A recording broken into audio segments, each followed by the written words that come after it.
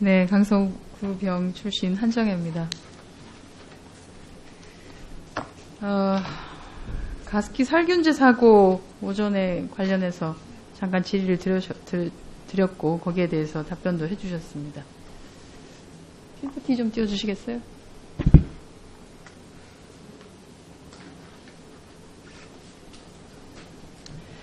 가습기 살균제 사고 당시에 각 부처들은 이랬습니다. 산업부는 공산품안전관리법에 해당되지 않아서 우리 거 아니다. 환경부는 유해화물질관리법의 대상이 아니어서 우리 거 아니다. 복지부는 약사법과 관련한 거에 해당되지 않기 때문에 우리 소관이 아니다 라고 했었습니다. 그리고 굉장히 많은 피해자가 결국 발생을 했고 지금은 우리가 특별법까지 만들어서 어떻게든 국민들에게 국가의 역할을 제대로 해주기 위해서 노력을 하고 있는 상황입니다. 최근에 해피벌룬이라고 웃음가스, 많이 들으셨을 겁니다. 아산화질소라고 해서 저게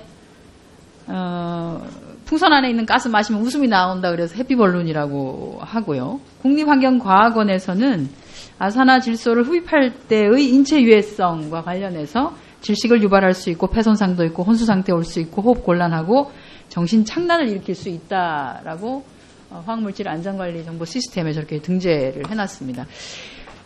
다른 나라 사례를 보면 영국은 18세 이하 청소년에게 판매를 금지하고 있고 허가 용도 외 사용을 엄격하게 금지하는데 이유는 2006년부터 2012년까지 17명의 사망자가 발생을 한 이후에 이것이 큰 문제가 있다라고 하는 것을 알고 이미 이렇게 제재에 들어갔습니다. 미국 또한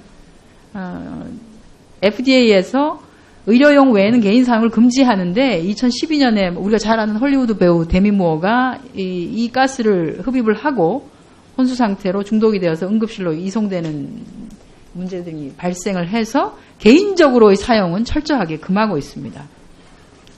근데 한국은 이게 중독성이 없다. 그래서 향정신성 의약품이나 유해화학물질로 분류하지 않고 식품 첨가물로 지금 구분하고 있는 상황입니다. 그래서 우리가 생크림 같은 거 만들 때 저 가스를 같이 포함해서 생크림을 이렇게 뻥 쏘게끔 이렇게 하고 있습니다. 이러다 보니까 젊은 층 사이에서는 이게 합법적인 마약이다 이렇게 해서 저렇게 사용을 하고 있습니다. 해피벌룬 진짜 기분 좋다라는 식으로 본인들이 사용을 하고 사회 계정, SNS 계정에도 막 올리고 있는 상황입니다. 저희가 지난 3월 달에 의원실에서 한 언론사하고 같이 이 남용 문제를 다룬 바 있습니다. 그 당시 환경부와 식약처의 대응은 다음과 같았습니다. 환경부는 이거 약사법 조항이 따로 있기 때문에 우리가 유해물질로 지정하기에는 어렵다. 식약처는 이게 남용되고 있다면 약사법이나 식품위생법이 아니라 마약류관리법 등 다른 법에서 관리해야 될 것 같다. 책임지지 않는 똑같습니다. 가습기 살균제에서 나타났었던 그 상황을 똑같이 보여주고 있습니다. 그리고 지난 4월 13일 날 수원의 한 호텔에서 아산화질소를 과도하게 흡입한 20대 남성이 숨지는 사건이 발생했습니다. 사람이 드디어 죽었습니다. 사람이 죽고 나니까 지난 6월 달에 관계부처 간의 협의를 통해서 지난 6월 8일에서야 환경부와 식약처가 합동으로 해서 이 아산화질소를 환각물질로 지정하겠다라고 하는 화학물질관리법 시행령 개정안을 환경부는 내놨습니다.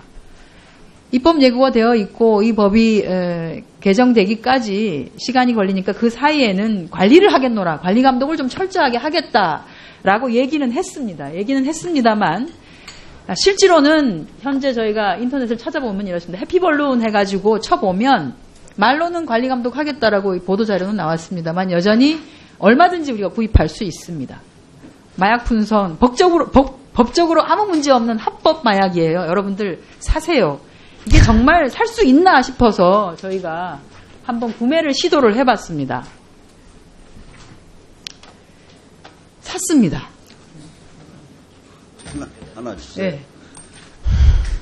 이렇게 살 수 있습니다. 실제 저희가 구매를 한 거고요. 그 구매를 하겠다고 하는 사람과 카톡을 주고받았는데 저희가 이거 요새 아직도 하는 사람 많나요? 단속한다고 뉴스에 나오던데요 라고 했더니 판매자가 아직 많이 합니다. 없어서 못 팝니다. 저는 모르겠습니다. 지금까지도 그래왔고, 정부 부처는 어떤 일이 터지면, 가능하면 우리 부처가 이 일을 안 했으면 좋겠어요. 라고 하고, 결국 큰 사상자가 나오면 그때부터 관계부처 합동회의를 합니다. 합동회의를 해서 그때부터는 어디까지는 누가 맡고 있고, 어디부터는 누가 또 관리를 하고 하는 식으로 항상 소 잃고 외양간을 고칩니다. 이제 소는 없는데. 정작. 그래서 저는 환경부가 이제는 좀 이러지 않았으면 좋겠다. 리스크 커뮤니케이션이라고 환경부도 하고 있잖아요.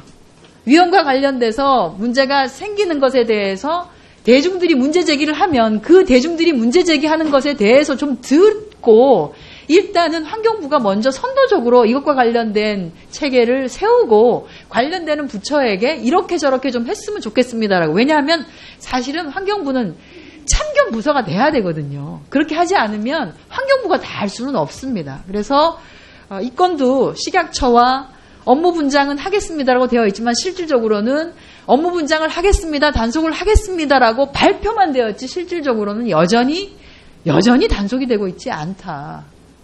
그래서 저는 환경부가 새로운 우리 김은경 후보자께서 장관이 되신다라고 하면 국민의 안전을 좀 책임질 수 있는 환경부로서 좀 여기저기 참견하는 부서가 되어서 관계부처 간에 협조 있게 이런 것들을 할 수 있게끔 해주십사 하는 말씀을 드리고요. 또 하나는 우리가 이제 지난해부터 화학물질의 등록 및 평가 등에 관한 법률, 화평법이죠. 화평법이 제정이 되면서 사실은 화학물질과 관련된 기본은 환경부가 수립을 해야 됩니다. 나머지 식약처, 농진청, 노동부는 그 화학물질을 갖다가 쓰는 부처에 해당이 됩니다.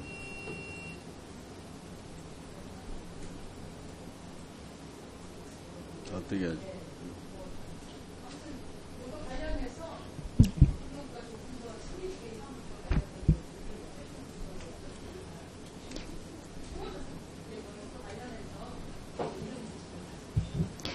네, 한정희 의원님께서 우려하시는 바 충분히 저도 동의하고요.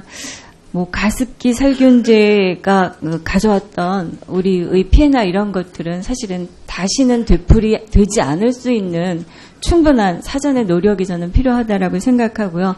환경부가 보다 적극적으로 다른 부처에 미루지 않고 이 문제들을 적극적으로 다 감당해 나갈 수 있도록 하겠습니다. 네, 한정희 의원 좋은 질문 해주셨습니다. 다음은 자유한국당 비례대표 출신 이미자 의원 질의하십시오.